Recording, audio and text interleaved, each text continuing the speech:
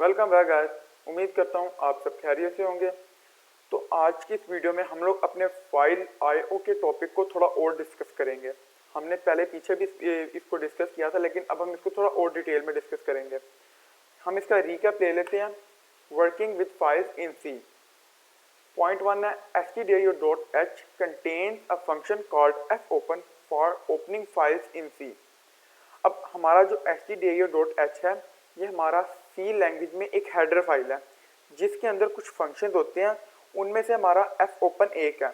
अब ये फंक्शन क्या करता है, इसको आर्गुमेंट में एक फाइल चाहिए होती है। आप बस उस फाइल का नाम दे दें और उसके साथ एक मोड लिख दें। ठीक है, जिस तरह ये हमने fopen लिखा, फिर उसके बाद हमने फाइल नेम लिखा, जो सी फाइल हमें चाहिए यहाँ पर हम उसका नाम लिखेंगे और यहाँ पर हम मोड लिखेंगे। अब मोड के बारे में मैंने आपको बताया था कि मोड क्या होते हैं। हमने पीछे रीड राइट और अपेंड मोड भी देखा था।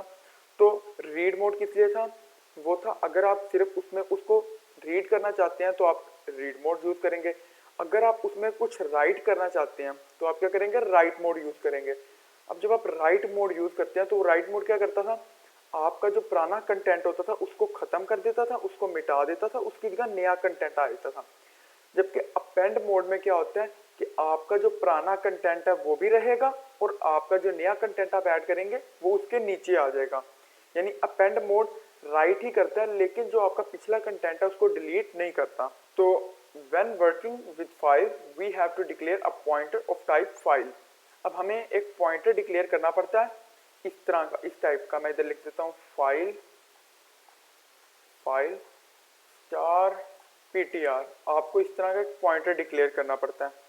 अब आप बस कुछ ऐसा समझ लो कि फाइल पॉइंटर एक ऐसा डेटा टाइप है जो कि आप लोगों को एक फाइल पॉइंटर को रिप्रेजेंट करने में हेल्प करता है। यानी कि एक फाइल की अगर हम बात कर रहे हैं एक प्रोग्राम के अंदर, तो वो एक फाइल पॉइंटर हो। जैसे अगर एक वेरिएबल की बात करें, एक वेरिएबल को पॉइंट करता है हमारा पॉइंटर। अगर हमारा इंट पॉइंटर एक इंट वेरिएबल को पॉइंट कर रहा है तो हम क्या कहते हैं, ये जो पॉइंटर है इसके अंदर हमारा जो वेरिएबल है उसका एड्रेस है। उसी तरह आप लोग कुछ ऐसा समझ लो कि फाइल पॉइंटर पॉइंट करता है हमारी इस जो हम यहाँ पर जो नाम लिखेंगे उसको, और उसके साथ साथ इसके मोड को भी, जिस मोड के अंदर ये हम फाइल ओपन करेंगे। तो अगर कभी मुझे फाइल पॉइंटर मिल जाए तब मैं ये पता लगा सकता हूँ कि कौन सी फाइल है और कौन से मोड में खुली हुई है। तो in order to read write to a file we can use fscanf, fprintf function. ठीक है, अब हमने पीछे भी पढ़ा था हमारा fscanf किस लिए यूज होता था और fprintf किस लिए यूज होता था। fscanf यूज होता था अगर हम कुछ रीड करना चाहते हैं तो हम fscanf यूज करते थे, और अगर हम कुछ राइट करना चाहते थे तो हम fprintf यूज करते थे। ठीक है, अब fscanf का सिंटैक्स कुछ इस तरह का था। इधर हम अपना पॉइंटर लिखते थे, फिर इधर स्ट्रिंग लिखते थे, जो सा स्ट्रिंग हम रीड करना चाहते हैं इधर हम %s लगा के इधर हम लिखते थे अपना स्ट्रिंग, जो सा स्ट्रिंग हम रीड करना चाहते हैं। और इसी के साथ साथ हम अपना जो इंटीजर है वो भी हम इसके अंदर डाल सकते हैं। ये नहीं कि खाली आप स्ट्रिंग ही इसके अंदर इसके साथ कर सकते हैं। इन सिंटैक्स में आप स्ट्रिंग भी कर सकते हैं, कैरेक्टर भी कर सकते हैं और इंटीजर भी कर सकते हैं। अब जब आपने एक दफ़ा अपने फाइल को ओपन किया, अब आपका जब काम पूरा हो गया तो अब आप ऐसा तो नहीं चाहेंगे कि आपकी फाइल ओपन ही रहे। आपकी फाइल जब तक ओपन है वो तब तक बिजी है। तो आप क्या करेंगे, आप अपना काम होने के बाद उस फाइल को क्लोज कर देंगे ताकि वो फाइल फ्री हो और अगर किसी और प्रोग्राम ने उसको यूज़ करना है तो वो उसको यूज़ कर सके। तो उसको क्लोज करने के लिए हमने कौन सा फंक्शन देखा था, fclose। हमारा जो fclose फंक्शन था वो उसको क्लोज करने के लिए यूज़ होता था। तो ये था हमारा वर्किंग विद फाइल्स का रीकैप फाइल आईओ का। अब हम आगे चलते हैं और उसके मोड्स देख लेते हैं। हमने R पढ़ा था, W पढ़ा था और A पढ़ा था। अब R मोड क्या करता था, open an existing text file for reading.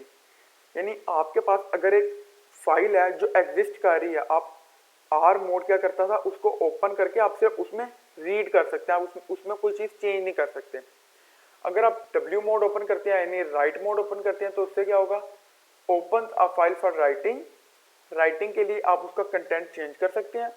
अगर आपकी जो फाइल है वो एग्जिस्ट नहीं करती, मान लो आपने फाइल का एक नाम दिया कि मैं इस फाइल को राइट मोड में ओपन करना चाहता हूँ, लेकिन अगर आपकी वो फाइल एग्जिस्ट नहीं करती तो ये क्या करेगा, ये न्यू फाइल क्रिएट कर देगा।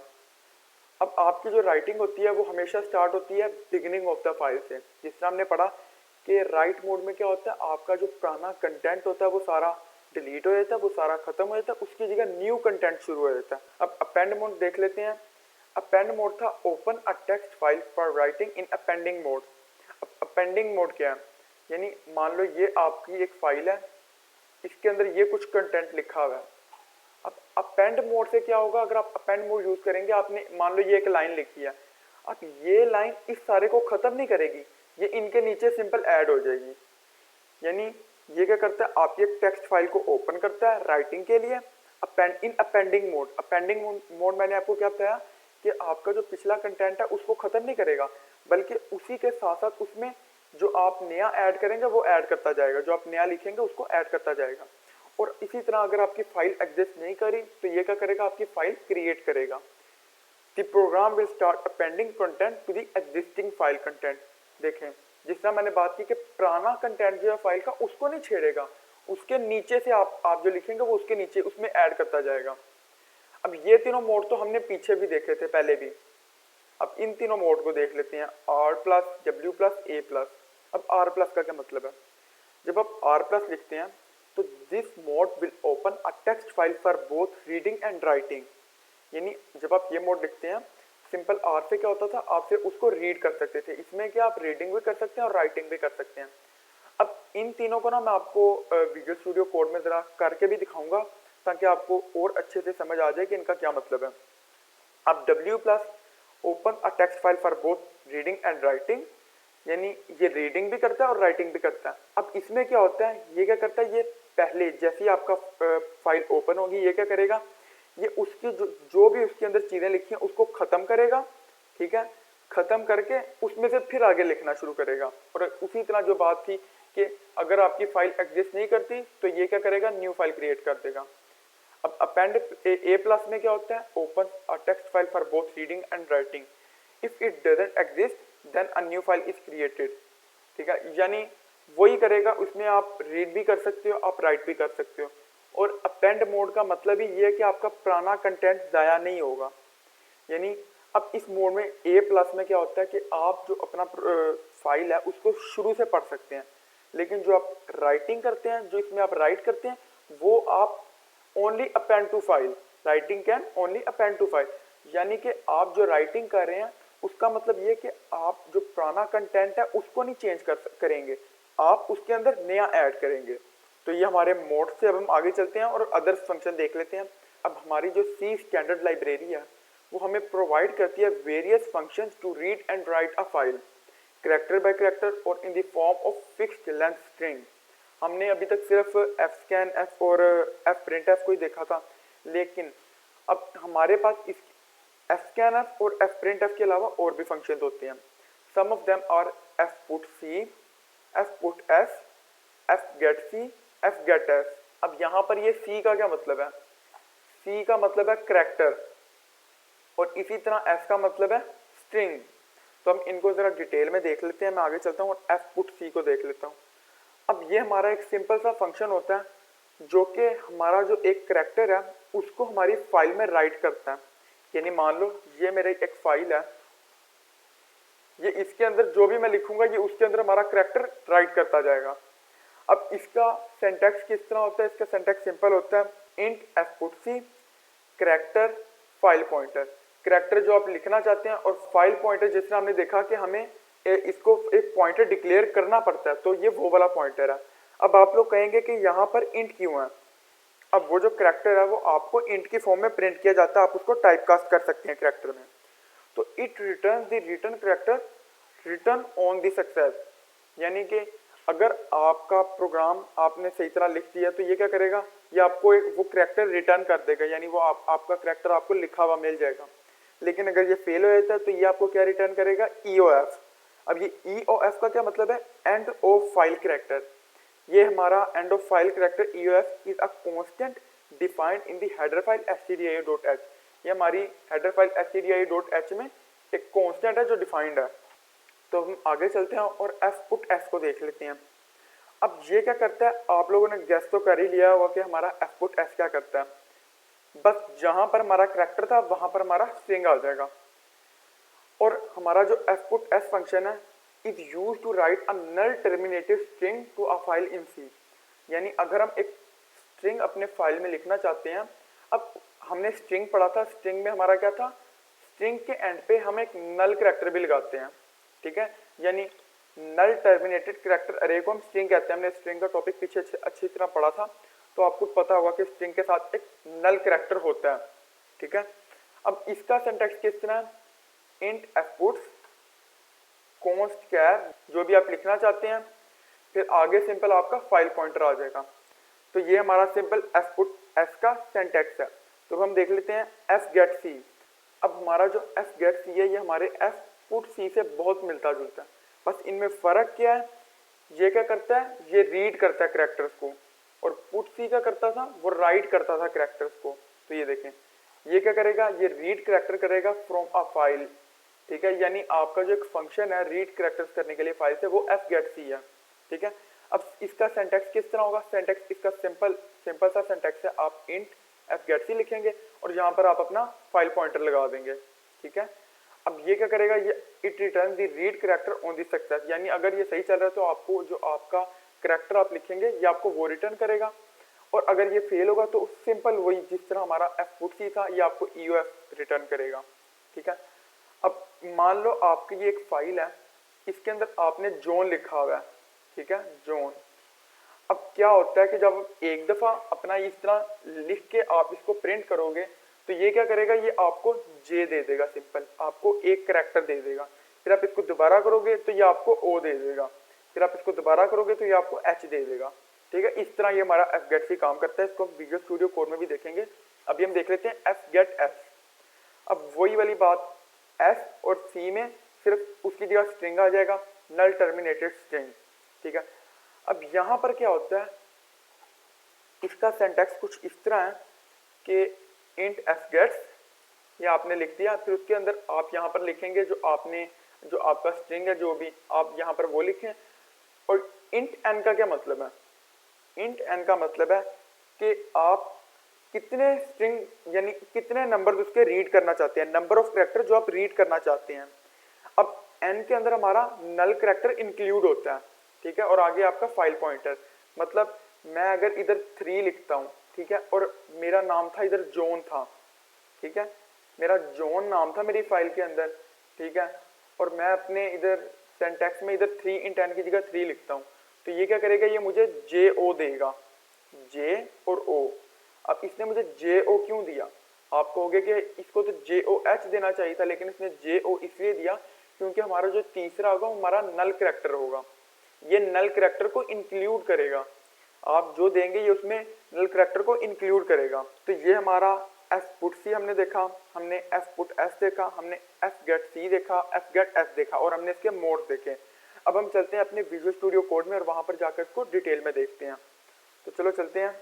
अब यहाँ पर मैं क्या करता हूँ, मैं न्यू फाइल क्रिएट कर लेता हूँ। सबसे पहले C67.C एंटर, और यहाँ पर हम लगा लेते हैं अपना main2 स्निपेट। अब यहाँ पर हम क्या करते हैं, हमने सबसे पहले देखा था कि हमें एक फाइल पॉइंटर डिक्लेयर करना पड़ता है, फाइल स्टार ptr, ठीक है, और इसको हम किससे इनिशियलाइज करा देंगे, नल से, ठीक है, और इधर मैं सेमीकोलन लगा दूंगा।